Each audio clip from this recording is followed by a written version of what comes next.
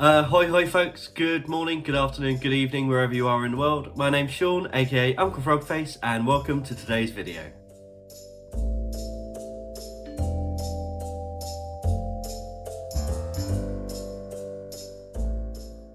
If you're new here, then welcome. If you're not new, then welcome back. So in the last video, we unboxed our Scrawlrbox, and today we're going to be using the contents to create something using this month's ScrawlrChallenge prompt. So without further ado, let's switch over and we'll get straight into it. So here we are, these are the contents of the March 2021 Scrawlrbox. Just a quick caveat, if you hear any screaming in the background, my house basically backs onto a primary school, and with kids being back and break times and lunch times, they like to go out and scream their heads off, which is fine, but you know, just warning you just in case. Andrew and I are actually moving soon, pretty soon, hopefully, to a quiet village, so that won't be much of a problem. I'll also have my own office, which I'm really looking forward to. So at the end of the last video, I said that we would go through the ScrawlrZine this time, so we'll just have a quick flick through. So this is what the ScrawlrZine looks like. We have a kind of a quick look at all of the supplies that we have, little bits of information about them. We then have an interview with the featured artist, which is always really fun to read. We have a couple of notes from the artist and things to try with the pen. So a couple of things in here which are quite interesting that I might play around with. This is the Scrawler Gallery. So this is from January's Scrawlrbox. These are just a selection of some of the pieces that people made that have been used. It's kind of a little gallery to show you what people can create. And then we've got some extra information, kind of some art history. And that's it. That's everything in the ScrawlrZine. So we also get our ScrawlrChallenge, which is on the menu for the month. And this month it's leading lines. So from that, I mean, I did say I kind of had an idea of something that I wanted to do. But it's the lines part that's really kind of drawing me in with that. Usually with the ScrawlrChallenge, I only use the supplies that come in the box. The only exception to that obviously is water, sharpeners and erasers. So this is my favorite eraser, Mono Zero, and obviously I've got some other erasers that I might use. So my idea for this, when I was thinking about lines, it really made me think about kind of scrimshaw, so that naval tradition of carving into bone and whale tooth and stuff like that. You get some really intricate designs and all usually naval themed. And since this month's box was a kind of makeup box because the original contents are stuck on a shipping container on a cargo ship, I thought it would be fun to use the scrimshaw designs to draw the shipping container, the cargo ship, and kind of colour it in with what we have here. So first thing I'm going to do, I'm going to put the pens out of the way. This is our kind of swatches from last time. I'm just going to go ahead and start sketching out kind of what I want the main idea to be. Hello, Editor Frog here. So I'm having to step in because just at this moment the school children decided to play Who Could Scream the Loudest. So from here on out, I'm going to be taking over. So all I'm doing first of all to get this started is just sketching out a cargo ship. So I got a reference up on the computer screen and I'm just going in and kind of plotting this out. It's from the side because I want this to be quite illustrative. I want this to look like it's come out of a children's storybook. And there are so many small little parts on a cargo ship that I wouldn't even have considered that I definitely needed reference for this. But it actually went fairly quickly. I think this whole piece only took me about 35 minutes. So you know me, I like to work very quickly with most of my pieces, and this was no exception. So once I've got the kind of main part of the ship in, I'm just blocking in where I want the cargo crates to be. I was thinking about how I wanted the ocean to look. So with Scrimshaw, there are various different patterns for the ocean.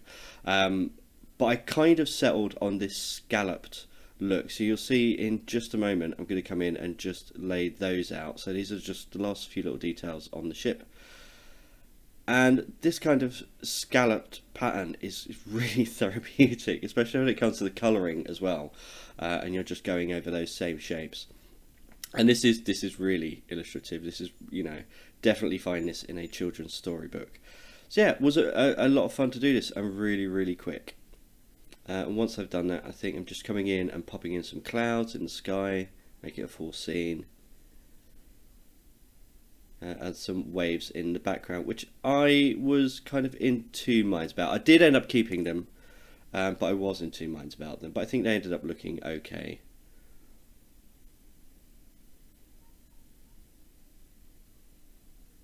Okay, so now that is all done, you can see me gesturing wildly. I'm going to come in and start blocking in some colour. So usually I think I would probably do line work first and then let that dry fully and then come in with the colour. But I'm going for speed today, so I'm doing colour first. So I just wanted to put in a little bit more detail on these crates, just to separate them all out. So again, because I want to keep this really nice and loose, I think it works well putting the colour in first. So I go colour by colour. First I'm doing all of the red parts. So I'm doing the bottom of the ship where it meets the waves. My lovely almost straight line at the top. I'm terrible at straight lines. And they're just coming in and randomly picking out some of the shipping crates to colour in. So the shipping crates are going to be a mixture of the red, green, blue and the grey.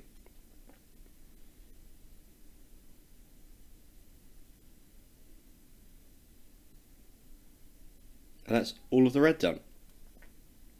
There wasn't much green on this. I think it really was just in the shipping containers. Just coming in, dot that around.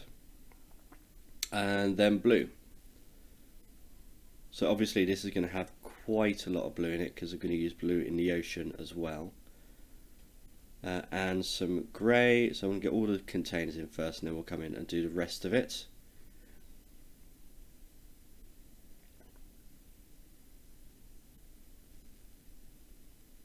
So this whole back part of the ship is all kind of a dark grey, and it was quite hard to build this up in such a short time to get that dark colour. So I went over it a couple of times with the grey to get it as dark as I could, and then actually come in with the blue over the top, which I think gave it a really nice kind of steely gunmetal look. And again, colouring in the rest of the ship with the blue, and to give it a bit of contrast, we're coming in with a little bit of grey over the top afterwards.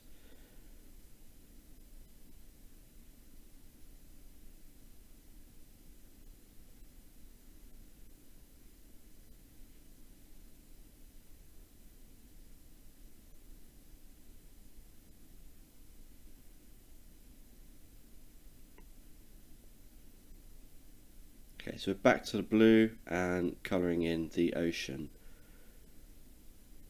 So obviously this is not the shipping container that got wedged in the Suez Canal, but I was wondering whether that was actually the reason for the delays, whether it was on that cargo ship or whether it was on one of the cargo ships that had to be diverted.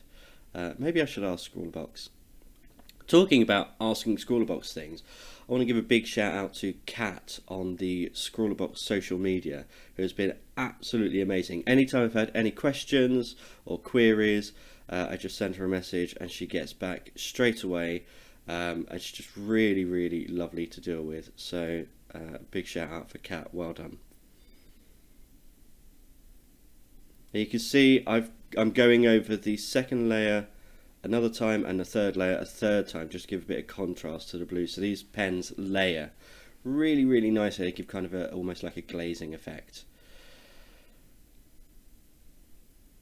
Okay, so I've gone through and erased most of the pencil where it needs to be erased.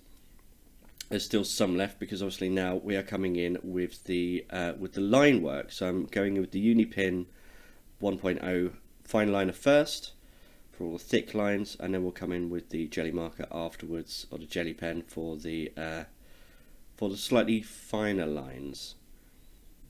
And good thing with fine liners is no matter what thickness you have, you can always make them a bit thicker by going over them a few times. We're just picking out some of the details. I don't want to pick out absolutely everything. I'm not going to make this as detailed as some of the scrimshaw work that I've seen.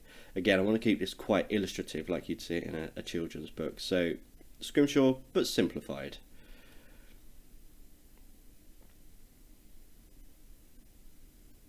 Those little bits there are actually the cranes that lift the cargo on and off the ship. You know, a ship's big when it has its own cranes on board. Little anchor at the front there. Then we can start coming in and working on the waves. So I'm just outlining the top of them for now. You see how satisfying it is to get that scallop pattern going.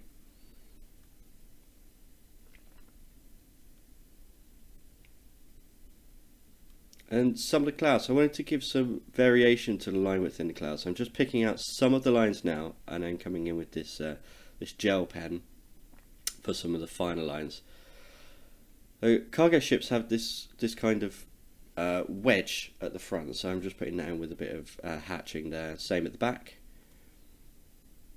And then it's just a case of going through and picking out some of the finer details, especially on these crates. So I'm going to kind of roughly separate them all first, and then some of them come in and add just some extra pattern and detail, just to separate them out a little bit more.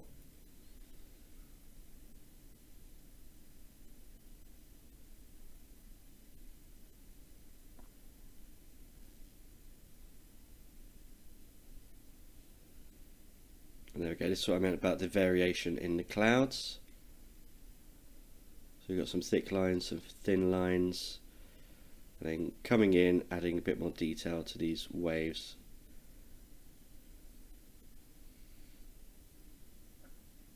So just mimicking that scallop pattern, but going down in kind of a sunbeam pattern. So the top ones will be just the gel pen. Then the next ones down will be a mixture of gel pen and the fine liner, and then the bottom ones will be mostly fine liner.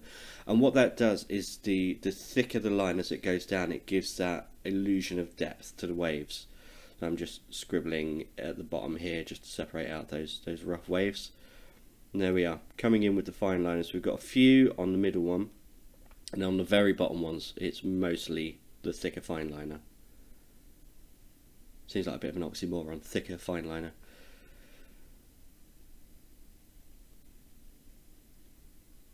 There we go, and then I'm just adding some hatching to some of these crates to separate them out. Horizontal, vertical, some diagonals. Again, it just adds a bit of texture as well. It gives the illusion that some of them are pushed back and some of them are sitting forward a little bit. Bit of rigging.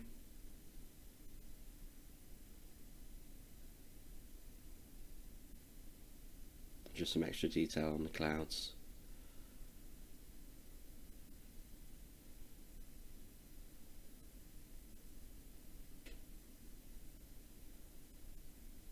Again, just adding a little bit to the front there just to separate it from the rest of the waves.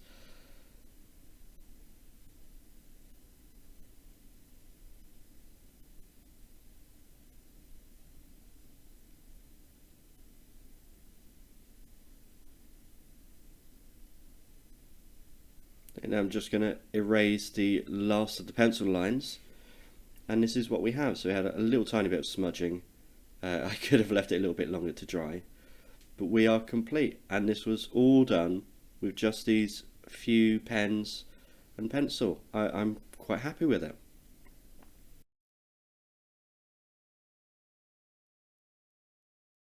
That was really fun. Hopefully the guys over at Scrawlrbox don't mind me making fun of their shipping delays, because I really had fun with this little illustration. I love this. I think it might go up on my board actually. As always, I really hope you've enjoyed today's video, and until next time, goodbye.